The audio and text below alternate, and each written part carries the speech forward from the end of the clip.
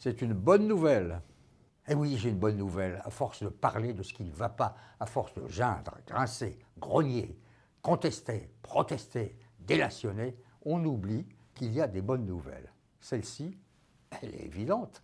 Les 3 candidatures principales pour la plus grande ville de France, Paris, la plus célèbre du monde, ce sont des femmes. Ça, c'est la bonne nouvelle déjà. Mais la bonne nouvelle, c'est qu'elles viennent toutes d'ailleurs. Réfléchissez à cette merveille française.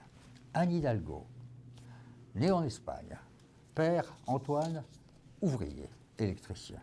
Sa mère Maria, elle fait la couture. Rachida Dati, né en Saône-et-Loire. Son père s'appelle Mbarek, il est maçon d'origine marocaine. Et Agnès Buzyn, son père est un juif d'origine polonaise, Lodz. Ses grands-parents ont été déportés à Auschwitz. Il s'appelle Elie. 3 destins, une espagnole, une maghrébine, une polonaise.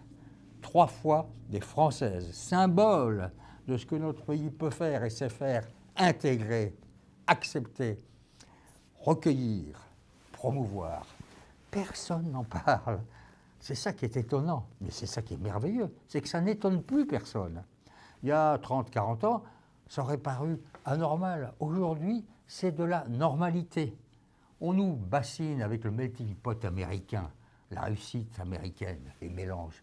Eh bien, nous aussi, nous avons notre melting pot. Ces 3 femmes en sont la preuve formelle. Elles sont la preuve de quand on veut, on peut. Elles veulent, elles peuvent. Elles me font penser à cette phrase d'Aragon qui dit « Au lieu de vous occuper de la conduite des hommes, regardez plutôt passer les femmes. Au lieu de vous occuper de M. Piotr Machin et de Maître Branco et du pauvre Benjamin Griveaux, regardez passer Agnès, Anne et Rachida. Elles ne sont pas là par hasard. »